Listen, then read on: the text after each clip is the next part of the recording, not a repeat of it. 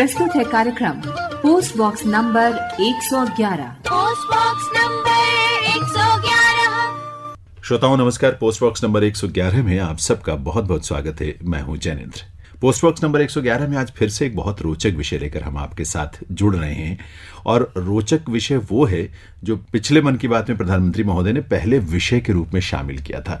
दरअसल आपकी इतनी सारी चिट्ठियां उनको मिली थी, इतनी सारी जानकारियां या आपके जो रिएक्शंस हैं जिस चीज के बारे में उन तक पहुंचे थे, वो था प्रधानमंत्री संग्रहालय, जिसका उद्घाटन उन्होंने 14 अप्रैल को किया था अम्बेडकर जयंती के अवसर पर। और आज इस बहुत ही अनूठे, बहुत ही यूनिक संग्रहालय को लेकर हम बातचीत करने जा रहे हैं। डॉक्टर रविकांत मिश्र हैं जो कि उपनिदेशक हैं नेहरू स्मारक संग्रहालय और पुस्तकालय नई दिल्ली में, जिसे आप शॉर्ट में NMML कहते हैं, यानी Nehru memorial museum and library. बहुत बहुत स्वागत है डॉक्टर साहब आपका इस कार्यक्रम में। नमस्कार और बहुत बहुत धन्यवाद जैनेंद्र जी, आपका मुझे इस वार्ता के लिए आमंत्रित करने के लिए। और मुझे लग रहा है कि हम सबका सौभाग्य ये है कि देश के इस अनूठे संग्रहालय यानी प्रधानमंत्री संग्रहालय के बारे में आपसे आज बात करने का मौका मिल रहा है, क्योंकि एक रोचकता इतनी बढ़ा दी प्रधानमंत्री महोदय ने अपनी बातचीत में, जब उन्होंने मन की बात में सार्थक के माध्यम से कुछ बातें उन्होंने शेयर की, सार्थक जो देख कर आए थे, और इतनी सारी बातों का जिक्र हुआ तो हमें लगा कि जो लोग वहां सीधे अभी तक नहीं पहुंच पा रहे हैं वो कम से कम आपके शब्दों के माध्यम से उस पूरे संग्रहालय की एक जो चित्रावली है उनके मानस पटल पर अंकित होगी, उसे देख पाएंगे, अनुभव कर पाएंगे, समझ पाएंगे, और मुझे लगता है कि गर्व भी करेंगे कि एक ऐसा संग्रहालय दिल्ली में बना है। तो बातचीत का सिलसिला हम शुरू करें डॉक्टर साहब। उससे पहले अगर आपकी अनुमति हो तो मैं प्रधानमंत्री महोदय के मन की बात का वो हिस्सा श्रोताओं को हम जरूर सुनवा दें, ताकि उनके दिमाग में वो यादें ताजा हो जाए जो प्रधानमंत्री महोदय ने की थी मन की बात में। जरूर। आइए सुनते हैं। मेरे प्यारे देशवासियों, जानते हैं इस बार मुझे सबसे ज्यादा चिट्ठियां और संदेश किस विषय को लेकर मिली है। ये विषय ऐसा है जो इतिहास, वर्तमान और भविष्य तीनों से जुड़ा हुआ है। मैं बात कर रहा हूं देश को मिले नए प्रधानमंत्री संग्रहालय की। एक श्रोता है श्रीमान सार्थक जी। सार्थक जी गुरुग्राम में रहते हैं और पहला मौका मिलते ही वो प्रधानमंत्री संग्रहालय देख आए हैं। सार्थक जी ने नमो ऐप पर जो संदेश मुझे लिखा है वो बहुत इंटरेस्टिंग है। उन्होंने लिखा है कि वो बरसों से न्यूज चैनल देखते हैं, अखबार पढ़ते हैं, सोशल मीडिया से भी कनेक्टेड हैं, इसलिए उन्हें लगता था कि उनकी जनरल नॉलेज काफी अच्छी होगी। लेकिन जब वे पीएम संग्रहालय गए तो उन्हें बहुत हैरानी हुई। उन्होंने पीएम संग्रहालय की कुछ ऐसी चीजों के बारे में लिखा है जो उनकी जिज्ञासा को और बढ़ाने वाली थी। जैसे उन्होंने लाल बहादुर शास्त्री जी का वो चरखा देखकर बहुत खुशी हुई जो उन्हें ससुराल से उपहार में मिला था। उन्होंने शास्त्री जी की पासबुक भी देखी और यह भी देखा कि उनके पास कितनी कम बचत थी। सार्थक जी ने लिखा है उन्हें ये भी नहीं पता था कि मोरारजी भाई देसाई स्वतंत्रता संग्राम में शामिल होने से पहले गुजरात में डेप्यूटी कलेक्टर थे। प्रशासनिक सेवा में उनका एक लंबा कैरियर रहा था। सार्थक जी चौधरी चरण सिंह जी के विषय में वो लिखते हैं कि उन्हें पता ही नहीं था कि जमींदारी उन्मूलन के क्षेत्र में चौधरी चरण सिंह जी का बहुत बड़ा योगदान था। इतना ही नहीं, वे आगे लिखते हैं जब लैंड रिफॉर्म के विषय में वहां मैंने देखा कि श्रीमान PV Narasimha Rao ji land reform के काम में बहुत गहरी रुचि लेते थे। सार्थक जी को भी इस म्यूजियम में आकर ही पता चला कि चंद्रशेखर जी ने 4000 किलोमीटर से अधिक पैदल चलकर ऐतिहासिक भारत यात्रा की थी। उन्होंने जब संग्रहालय में उन चीजों को देखा जो अटल जी उपयोग करते थे, उनके भाषणों को सुना, तो वो गर्व से भर उठे थे। साथियों, देश के प्रधानमंत्रियों के योगदान को याद करने के लिए आजादी के अमृत महोत्सव से अच्छा समय और क्या हो सकता है। देश के लिए यह गौरव की बात है कि आजादी का अमृत महोत्सव एक जन आंदोलन का रूप ले रहा है। इतिहास को लेकर लोगों की दिलचस्पी काफी बढ़ रही है और ऐसे में पीएम म्यूजियम युवाओं के लिए भी आकर्षण का केंद्र बन रहा है, जो देश की अनमोल विरासत से उन्हें जोड़ रहा है। तो श्रोताओं, आपने सुना और हमने भी सुना इस बात को लेकर प्रधानमंत्री महोदय ने जिस रोचक ढंग से इस संग्रहालय की चर्चा की है।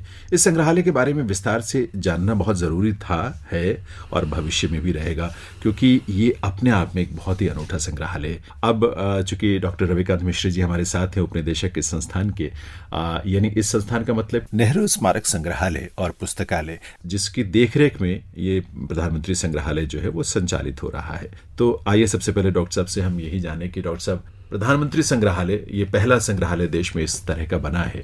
पहले तो इसकी अहमियत क्या है, इसकी जरूरत क्या थी, इसका स्वरूप क्या है, इन पर विस्तार से चर्चा करेंगे। पर इसकी सबसे महत्वपूर्ण बात है कि इसका कॉन्सेप्ट क्या है संग्रहालय का।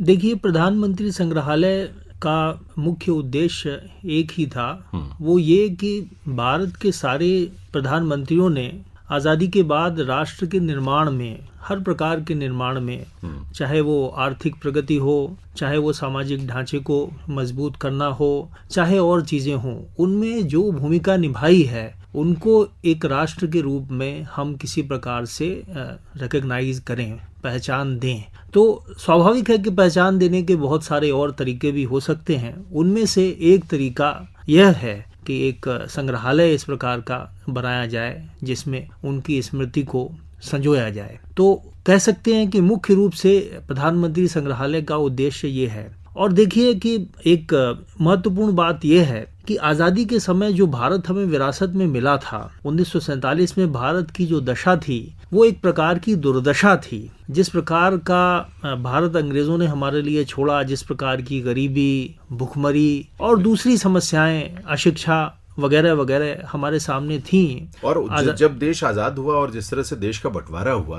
वो भी एक बहुत बड़ी त्रासदी थी जिससे देश गुजरा। जी, मैं इसी पर आ रहा था कि इस प्रकार के परिदृश्य में जब देश आजाद हुआ और उसके बाद हमने जो पिछले 75 वर्षों में उल्लेखनीय प्रगति की है, तो इसमें, इस प्रगति में एक महत्वपूर्ण योगदान हमारे विभिन्न प्रधानमंत्रियों का भी है।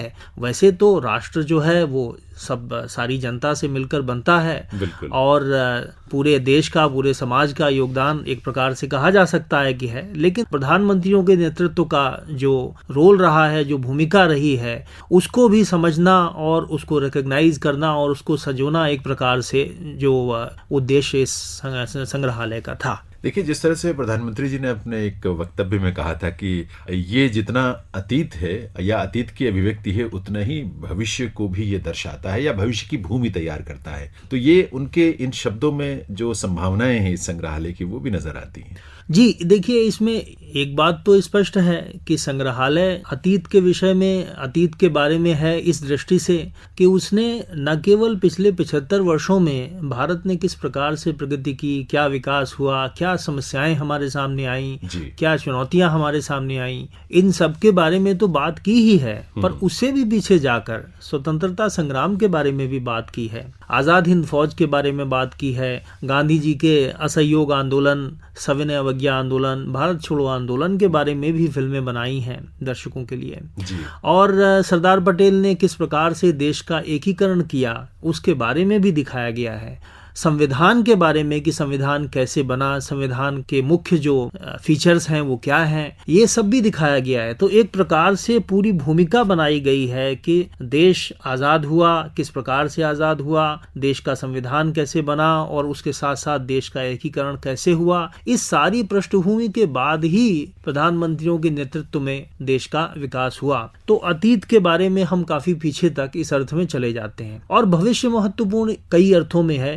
एक अर्थ तो जैसा मैंने कहा कि भविष्य में इसमें और भी चीजों को जोड़ा जाएगा। ये संग्रहालय एक प्रकार से हम जिसको कहते हैं वर्क इन प्रोग्रेस है, इसमें कार्य चलता रहेगा, दूसरी चीजों को लाया जाएगा। लेकिन एक महत्वपूर्ण अर्थ जिसमें ये हम कह सकते हैं कि भविष्य से जोड़ता है वो ये है कि संग्रहालय का एक मुख्य उद्देश्य है कि हम अपनी युवा पीढ़ी को और भावी पीढ़ी को एक प्रकार से इंस्पायर करें, प्रेरित करें राष्ट्र के बारे में, देश के बारे में, हमारी प्रगति के बारे में और हमारे नेतृत्व के बारे में कि किस प्रकार से हमारे नेतृत्व में, प्रधानमंत्रियों के नेतृत्व में विशेषकर भारत ने प्रगति की है। अच्छा डॉक्टर साहब, देखिए प्रधानमंत्री जी ने जब एक उनका वाक्य है इसके बारे में, संग्रहालय के बारे में, कि ये संग्रहालय आने वाली पीढ़ियों के लिए ज्ञान का, विचार का, अनुभवों का द्वार खोलने का काम करेगा और यहाँ आकर वो जानेंगे और जो सीखेंगे उन्हें भविष्य में निर्णय लेने में मदद होगी और भविष्य के लिए वो रास्ता भी तैयार होगा। तो जो बात आप कह रहे हैं, अतीत से लेकर जो भविष्य के लिए संभावनाएं या रास्ता बनता है,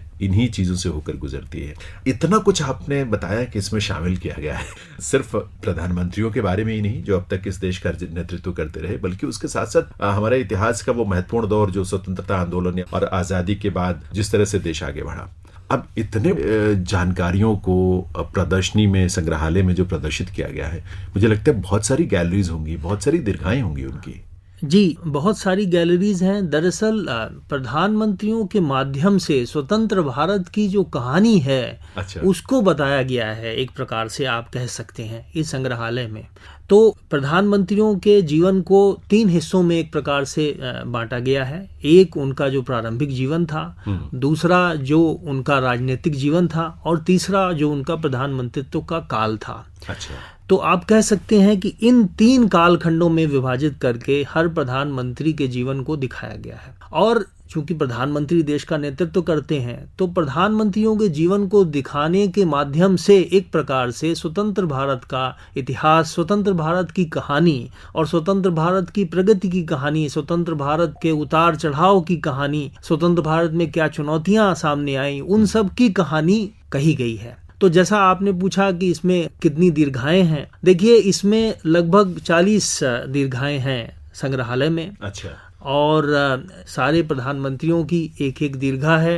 सारे प्रधानमंत्री का कहने से आपका आशय यह है कि जो वर्तमान प्रधानमंत्री माननीय नरेंद्र मोदी जी हैं, उससे पहले जो भी प्रधानमंत्री रहे हैं इस देश का जिन्होंने नेतृत्व किया, उन सब का विवरण, उन सब को शामिल किया गया है। और भविष्य में जैसा मैंने कहा कि वर्तमान प्रधानमंत्री जी को भी शामिल किया जाएगा, उसका भी कार्य प्रारंभ हो रहा है। जी श्रोताओं, कार्यक्रम पोस्ट बॉक्स नंबर 111 आप सुन रहे हैं इस समय, और इस कार्यक्रम में हम बात कर रहे हैं प्रधानमंत्री संग्रहालय की, जिसका उद्घाटन माननीय प्रधानमंत्री श्री नरेंद्र मोदी ने 14 अप्रैल को इसी वर्ष किया। और उसके बारे में मन की बात में उन्होंने काफी विस्तार से और बड़े रोचक ढंग से बहुत सारी बातें बताई। तो हमें ये उत्सुकता हुई कि क्यों ना हम विस्तार से संग्रहालय के तमाम पहलुओं को जानें, और इसके लिए डॉक्टर रविकांत मिश्र जी को हमने स्टूडियो में इस समय आमंत्रित किया हुआ है, जो कि उपनिदेशक हैं नेहरू स्मारक संग्रहालय और पुस्तकालय नई दिल्ली में, और इतिहासकार तो है ही वो। डॉक्टर साहब, जो आपने बातें बताई हैं बहुत महत्वपूर्ण है। अभी एक बिंदु और एक चीज, क्योंकि दिल्ली में हो सकता है बहुत सारे लोगों को पता हो या बाहर भी कुछ लोगों को पता हो कि दिल्ली में ये प्रधानमंत्री संग्रहालय है कहाँ,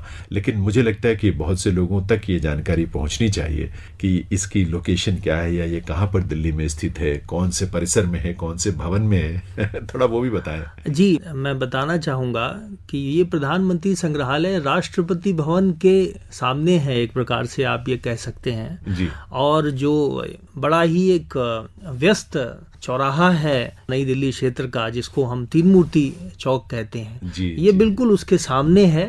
और जो तीन मूर्ति परिसर है उसके अंदर बना हुआ है, और यहाँ पर पहुँचना बहुत आसान है किसी के लिए भी, क्योंकि मेट्रो भी बहुत पास तक आती है। कई मेट्रो के स्टेशन हैं पास में, और बसें भी आती हैं, तो बड़ा सुगम है यहाँ पर पहुँचना। देखिए, ये जो नेहरू स्मारक संग्रहालय और पुस्तकालय, चूंकि वहाँ पर आपका तारामंडल भी है पहले से, पुस्तकालय भी है, और बहुत सारी गतिविधियां भी होती हैं, क्योंकि स्कूल के बच्चों के बहुत सारे ग्रुप आते रहते हैं, बसें बहुत खड़ी रहती है, मैंने देखा है। तो इसका मतलब ये है कि वो जगह बहुत नोन है लोगों के लिए, बहुत एक परिचित जगह है, जानी पहचानी जगह है। बस ये कि जब आपसे जानकारी मिली है कि उसी परिसर में है, तो पहुंचना बहुत आसान होगा। जी बिल्कुल, बहुत आसान है, जैसा मैंने कहा, क्योंकि वो जिसको हम सेंट्रल दिल्ली कहते हैं, उसका एक बहुत जाना पहचाना हुआ ये स्थान है। जी जी। लेकिन एक चीज डॉक्टर साहब बताएं, क्योंकि जो तीन मूर्ति परिसर है, चूंकि ये पहले प्रधानमंत्री पंडित जवाहरलाल नेहरू का निवास स्थान भी रहा और उनका कार्यालय भी यहीं पे था उस समय, तो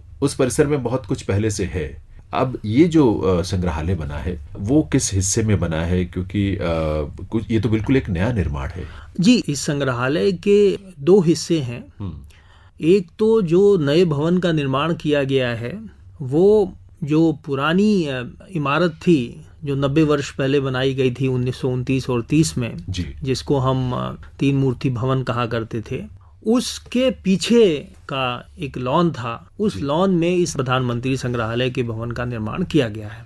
और ये जो पुराना भवन था, इस भवन को अब एक रीडेजिग्नेट करके बिल्डिंग 1 या ब्लॉक 1 ऑफ प्रधानमंत्री संग्रहालय का नाम दिया गया है। अच्छा। और जो नया भवन है वो प्रधानमंत्री संग्रहालय का ब्लॉक 2 है। तो ये सारा परिसर जहाँ तक मुझे जानकारी थी कि शायद 15,600 वर्ग फीट के आसपास था पूरा। और ये जो नया ब्लॉक बी जो इसमें ये संग्रहालय बना है वो भी काफी बड़ा हिस्सा है, लगभग 10,000 वर्ग फीट के। नहीं जी, ये 10,000 से भी ज्यादा वर्ग मीटर है। इसका जो बिल्टअप एरिया है वो 10,491 वर्ग मीटर का क्षेत्र है जिसमें नए भवन का निर्माण हुआ है। अच्छा जी। अच्छा, इस पर कितनी लगभग लागत आई होगी अंदाजन?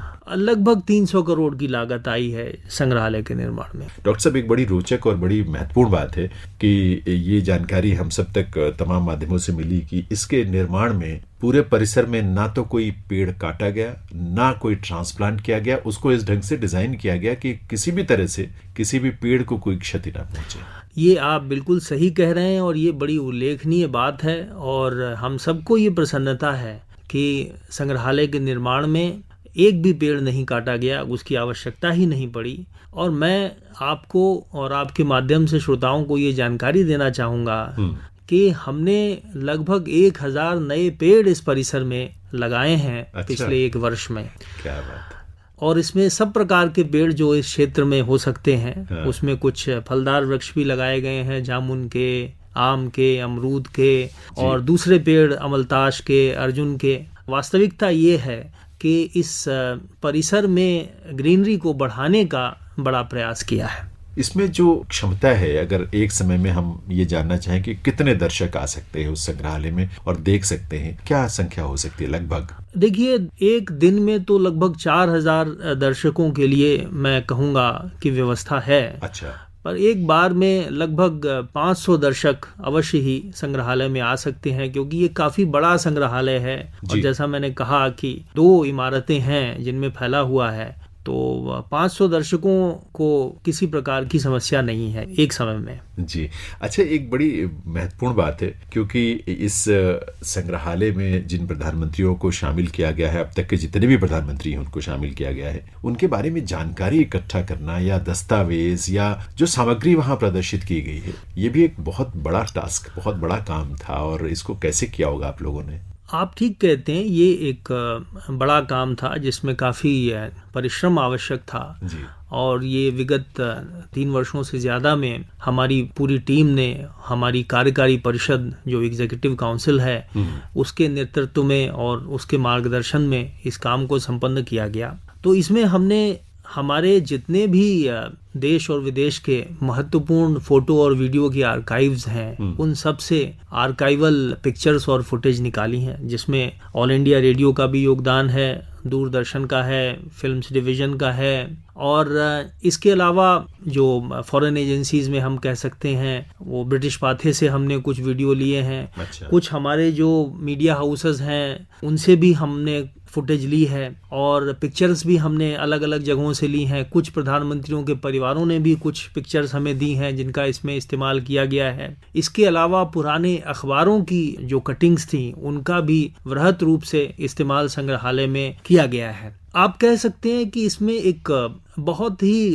गहरी रिसर्च की गई है संग्रहालय का जो कंटेंट है उसको बनाने की प्रक्रिया में। तो संग्रहालय का सबसे महत्वपूर्ण हिस्सा तो वही होता है कि क्या प्रदर्शित किया गया वहां पर। सब प्रकार की चीजें उसमें शामिल की गई हैं। एक चीज की तरफ मैं आपका और श्रोताओं का ध्यान जरूर आकर्षित करना चाहूंगा कि आर्काइवल वीडियो और पिक्चर्स के अलावा एक जो बड़ी महत्वपूर्ण चीज इस संग्रहालय में प्रदर्शित की गई है वो हैं आर्काइवल डॉक्यूमेंट्स, जो कि हमारे एनएमएमएल का जो विभाग है, आर्काइव से सेक्शन है जिसको हम मैन्युस्क्रिप्ट सेक्शन कहते हैं, उसमें से ढूंढकर हर प्रधानमंत्री से संबंधित महत्वपूर्ण दस्तावेज, उनके पत्र कुछ महत्वपूर्ण और कुछ दूसरी चीजें वो भी संग्रहालय में प्रदर्शित की गई हैं। कई उसमें उल्लेखनीय चीजें हैं, जैसे मैं यहाँ पर बताना चाहूंगा लाल बहादुर शास्त्री जी की 1930 के दशक की पासबुक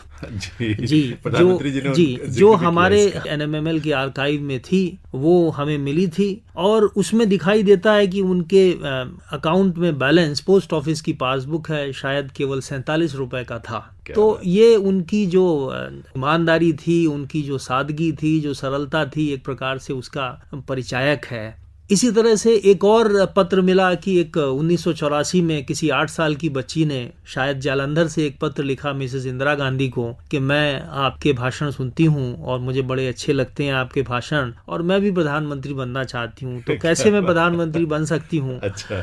तो उसके जवाब में प्रधानमंत्री ने पत्र लिखा और कहा कि आप मेहनत लगन से आगे बढ़िए। बड़ा अच्छा सा पत्र उनको प्रेरित करते हुए उस छोटी सी बच्ची को श्रीमती इंदिरा गांधी ने लिखा। और मुझे लगता है कि ऐसी बहुत सारी चीजें जी, जयप्रकाश नारायण की जेल डायरीज यहाँ पर जो इमरजेंसी के समय उनको जेल में रखा गया था वो प्रदर्शित की गई हैं। इसी प्रकार से चंद्रशेखर जी की जेल डायरी, तो तमाम चीजें इसमें हैं। और मैं आपको ये भी बता दूं कि आर्टिफैक्ट्स भी इसमें रखे गए हैं। जी।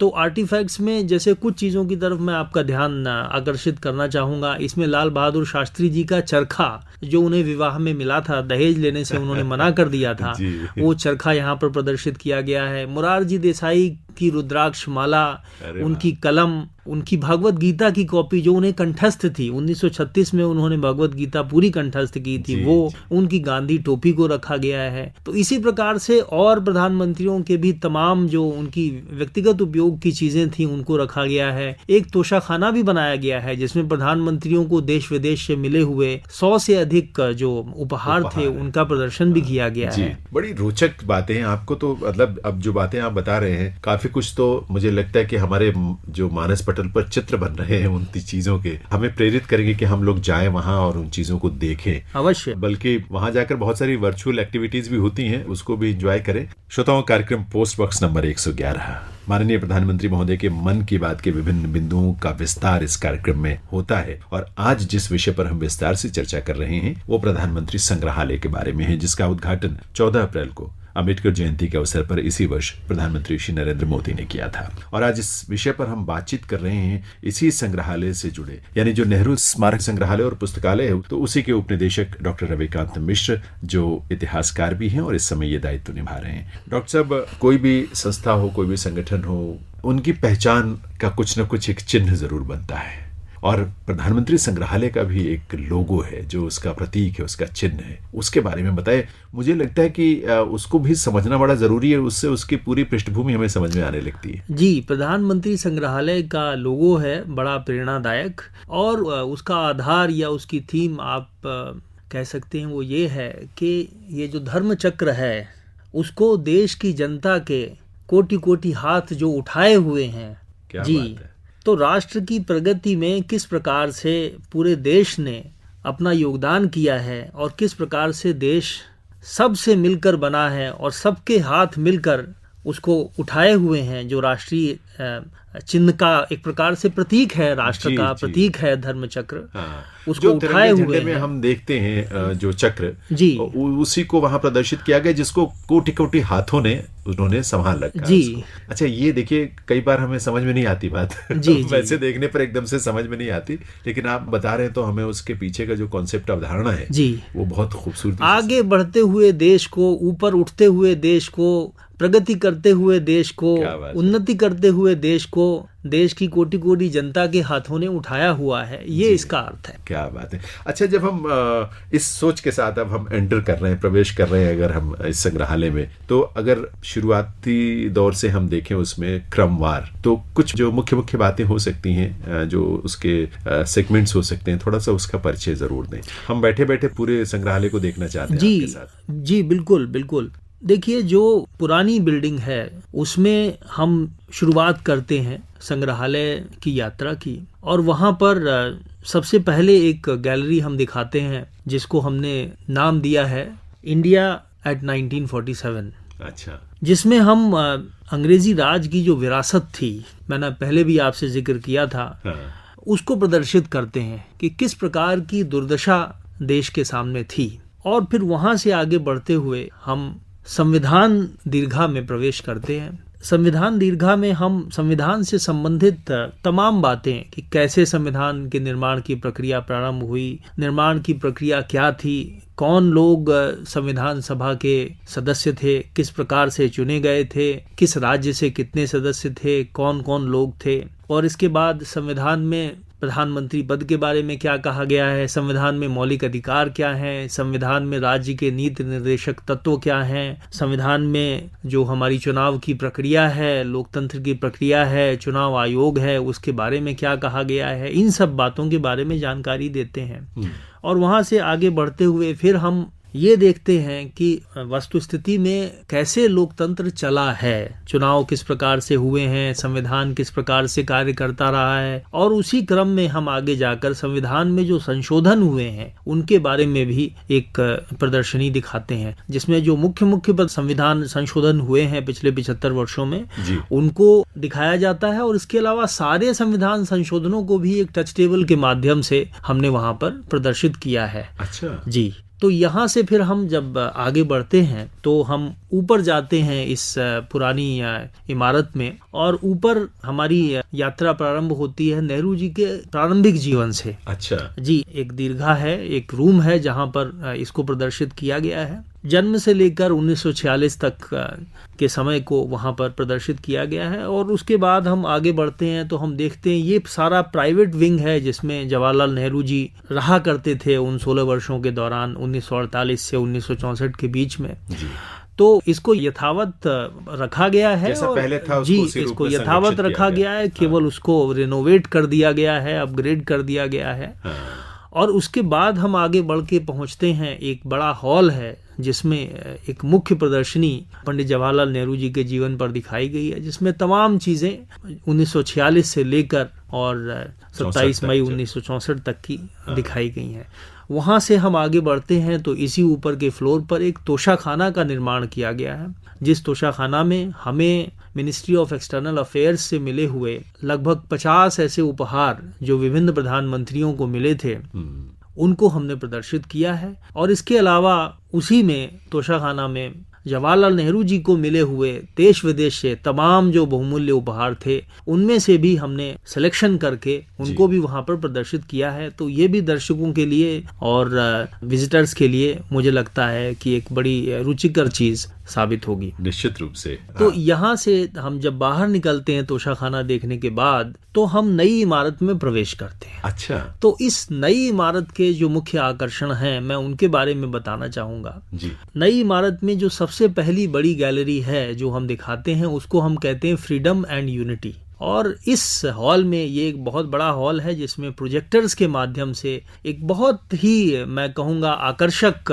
शो दिखाया गया है, जिसमें 3 चीज़ें हैं। एक स्वतंत्रता संग्राम जो गांधी जी के नेतृत्व में लड़ा गया, दूसरा आज़ाद हिंद फौज की कहानी, नेताजी सुभाष चंद्र बोस की कहानी, और तीसरा सरदार वल्लभ भाई पटेल के नेतृत्व में देश का जो एकीकरण हुआ। इन 3 के बारे में फिल्में यहाँ पर दिखाई देती हैं। अच्छा।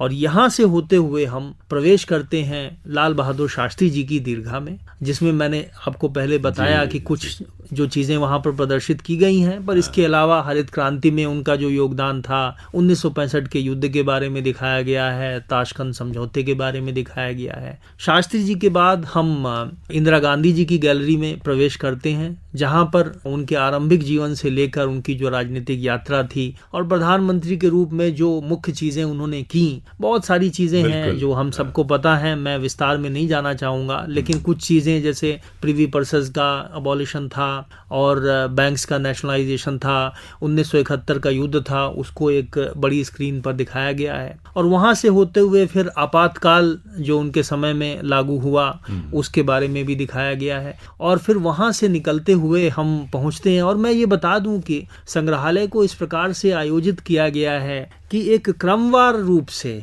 क्रोनोलॉजिकल ऑर्डर जिसको हम कहते हैं, उसमें प्रधानमंत्रियों को दिखाया गया है। मुझे बड़ी कमाल की बात है डॉक्टर साहब की, मुझे लगता है कि चाहे जो राजनीति शास्त्र के विद्यार्थी हों या इतिहास के विद्यार्थी हों या देश के गतिविधियों में रुचि रखने वाले हों, इतिहास में रुचि रखने वाले, वो अगर प्रवेश करते हैं, प्रवेश से लेकर पूरा अगर म्यूजियम या संग्रहालय को देखते हैं तो जो जानकारी है बहुत स्पष्ट रूप से और प्रभावी रूप से उनके सामने निकल कर आती है और क्रमवार आती है। पोस्ट बॉक्स नंबर 111 में श्रोताओं, आज हम पीएम संग्रहालय यानी प्रधानमंत्री संग्रहालय को लेकर चर्चा कर रहे हैं डॉक्टर रविकांत मिश्र से, जो कि उपनिदेशक हैं वहीं नेहरू स्मारक संग्रहालय और पुस्तकालय NMML शॉर्ट में हम उसे कहते हैं।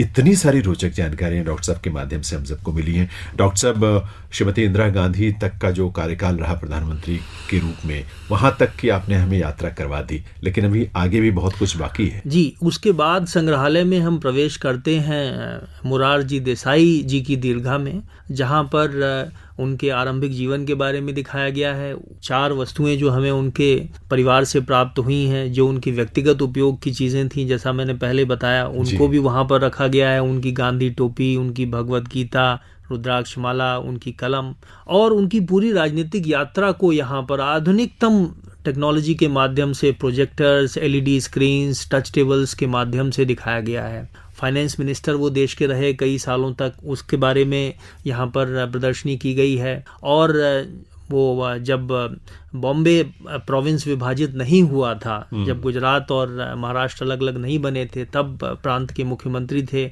उसके बारे में दिखाया गया है। उनके प्रधानमंत्रित्व काल के बारे में दिखाया गया है।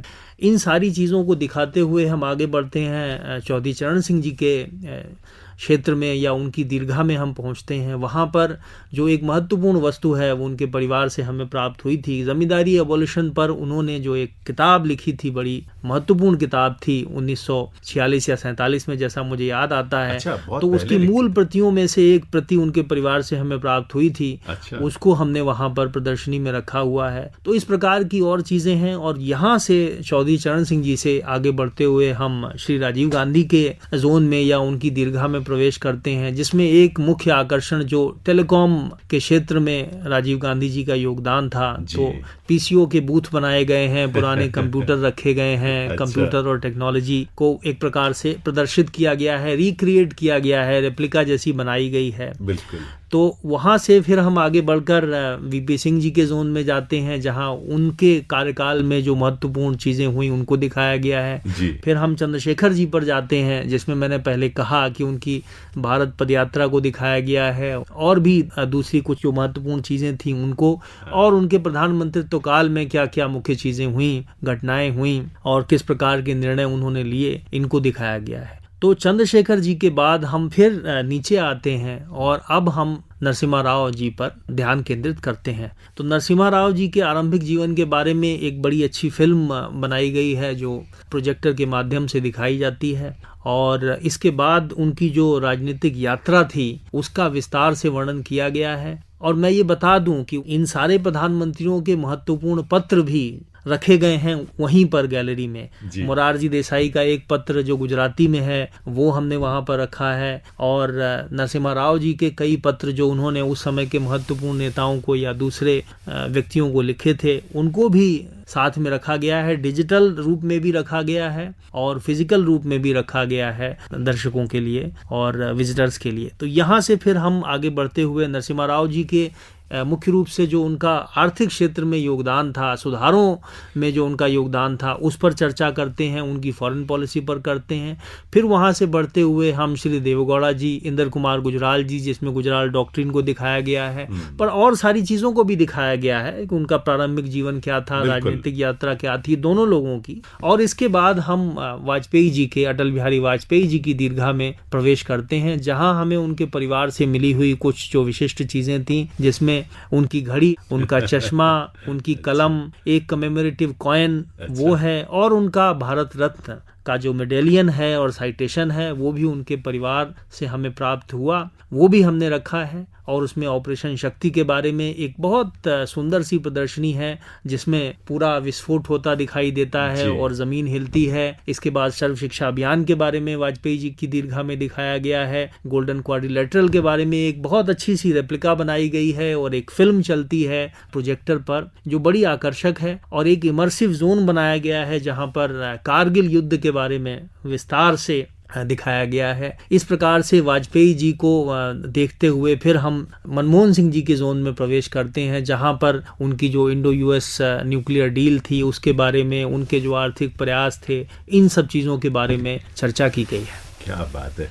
मतलब पूरा एक आपने शब्द चित्र हमारे सामने रख दिया है और कम से कम सुनकर एक पूरी यात्रा हमारी उस रूप में हुई है। लेकिन ये भी मैंने सुना है कि वहाँ जैसे वर्चुअल फोटोज वहाँ ले सकते हैं हम अंदर जाकर, और वर्चुअल फोटो का मतलब ये होता है कि मैं किसी प्रधानमंत्री के साथ अपनी फोटो में खींच रहा हूँ या खिंचवा रहा हूँ, ऐसा भी है उसमें? जी, मैं उसी पर आने वाला था। अच्छा। कि ये तो प्रधानमंत्रियों के ऊपर दीर्घाएं हो गई। हाँ। इसके बाद जो एक बड़ी महत्वपूर्ण दीर्घा है, जो एक बड़ा आकर्षण है लोगों के लिए, वो है अनुभूति, जिसको अच्छा। हम कहते हैं एक्सपीरियंशियल जोन जी। तो इस अनुभूति दीर्घा में लगभग 8-10 इस प्रकार की इंटरैक्टिव चीजें हैं, जिसमें ऑगमेंटेड रियलिटी है, वर्चुअल रियलिटी है, मल्टीमीडिया टेक्नोलॉजी तो जैसा मैंने कहा पूरे संग्रहालय में ही यूज की गई है। बिल्कुल। लेकिन यहाँ पर एम्फोसिस एंगेजमेंट पर है, एक्सपीरियंशियल टूर पर है। यहाँ इस दीर्घा में जो एम्फोसिस है वो ऑगमेंटेड रियलिटी, वर्चुअल रियलिटी पर है। तो इसमें जो कुछ मुख्य आकर्षण हैं उनके बारे में मैं श्रोताओं को आपके माध्यम से बताना चाहूंगा। जी जरूर।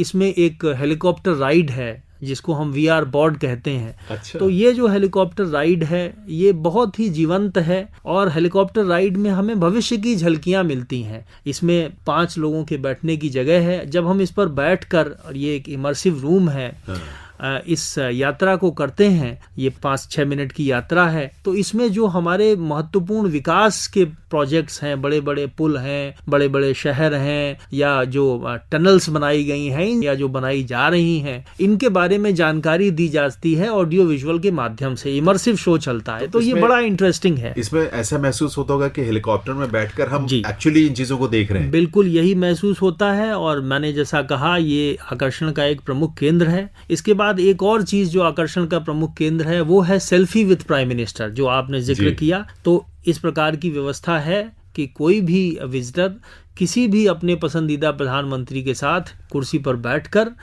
सेल्फी विद प्राइम मिनिस्टर ले सकते हैं। वॉक विद प्राइम मिनिस्टर का भी है। अच्छा। सेम उसी प्रकार से वॉक विद प्राइम मिनिस्टर की पिक्चर खींच सकते हैं और उसको वो इस्तेमाल कर सकते हैं। एक यूनिटी चेन भी है, इसमें जितने भी विजिटर्स हमारे आते हैं वो डिजिटल माध्यम से जब खड़े होते हैं तो सामने एक बहुत बड़ी स्क्रीन लगी हुई है जिसमें एक श्रृंखला बनती है, जिस श्रृंखला का वो हिस्सा बन जाते हैं। तो हमारी योजना है इसको सतत रूप से चलाते रहने की और लाखों लोगों तक इस यूनिटी चेन को बढ़ाने की। एक हैंड राइटिंग रोबोट भी है जिसमें आप अपने पसंदीदा प्रधानमंत्री से मैसेज ले सकते हैं उनके ऑथेंटिक सिग्नेचर के साथ। तो ये कई आकर्षण हैं। बच्चों के लिए एक क्विज भी है प्रधानमंत्रियों के बारे में। ये मंगलयान, चंद्रयान के बारे में भी एक जोन है, वहां पर भी बच्चों के लिए इंटरैक्टिव बहुत अच्छी व्यवस्था है। एक टाइम मशीन भी है, जिस टाइम मशीन में अभी हमने जो भारत की न्यूक्लियर यात्रा रही है उसके बारे में एक शो दिखाया है। भविष्य में इसमें दूसरे शोज दिखाने की भी हमारी योजना है।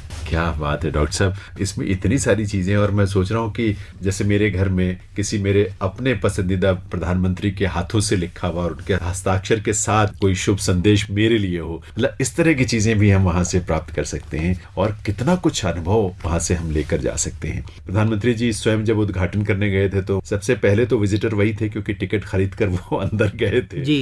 तो एक स्वाभाविक सी बात है कि उसको विजिट करने के लिए कुछ निर्धारित कोई राशि का टिकट होगा और उसको टिकट लेकर लोग अंदर जाएंगे और इसको देखेंगे। तो ये पूरा अनुभव जो है अपने आप में बहुत ही अनूठा होगा। आज की बातचीत से ही कम से कम हमें ये एहसास होने लगा है। जी बिल्कुल, ये अनूठा अनुभव है और जैसा मैंने कहा कि इस प्रकार का कोई संग्रहालय देश में कहीं पर भी नहीं है और अत्याधुनिक तकनीक के माध्यम से और बहुत ही ऑब्जेक्टिव रूप से गहरी रिसर्च करके तमाम जगहों से विभिन्न प्रकार के स्रोतों को इकट्ठा करके संग्रहालय का निर्माण किया गया है। अच्छा, ये 7 दिन खुला होता है या किसी दिन बंद? ये सोमवार को संग्रहालय बंद होता है। और जब खुला होता है तो टाइमिंग्स क्या होती हैं इसकी? देखिए, इसमें हमने 2 अलग अलग टाइमिंग्स डिसाइड की हैं सर्दियों और गर्मियों के लिए। तो अभी जो गर्मियों का समय है वो चल रहा है, वो 10 बजे से 6 बजे का समय है। अच्छा। और सर्दियों का समय होगा 10 बजे से 5 बजे का। संग्रहालय का टिकट भी आपने जिक्र किया, 100 रुपए का मात्र संग्रहालय का टिकट है। और मैं ये कह दूं बहुत बड़ा संग्रहालय है, इसको देखने के लिए 1 से 1.5 घंटे का कम से कम समय चाहिए। तो हर प्रकार के आयु के लोगों के लिए, हर प्रकार की रुचि के व्यक्ति के लिए इस संग्रहालय में कुछ न कुछ है, मैं ये कहना चाहूंगा। डॉक्टर रविकांत मिश्र जी, आपका बहुत बहुत आभार इस कार्यक्रम में आने के लिए और इतनी महत्वपूर्ण जानकारियां हम सबको देने के लिए। मैं भी आपका और ऑल इंडिया रेडियो का बहुत बहुत आभारी हूं कि आपने इस महत्वपूर्ण कार्यक्रम में मुझे आमंत्रित किया और अपने माध्यम से श्रोताओं को प्रधानमंत्री संग्रहालय के बारे में बताने का अवसर दिया। बहुत बहुत आभार। और श्रोताओं, जैसे कि आप जानते हैं कि आज इस कार्यक्रम में हम प्रधानमंत्री संग्रहालय के बारे में बातचीत कर रहे थे डॉक्टर रविकांत मिश्र से, जो कि उपनिदेशक हैं इसी नेहरू स्मारक संग्रहालय और पुस्तकालय नई दिल्ली में। आप सबके लिए बहुत सारी मंगल कामनाएं और मैं यानी जैनेंद्र अब आपसे अनुमति लेता हूं। नमस्कार।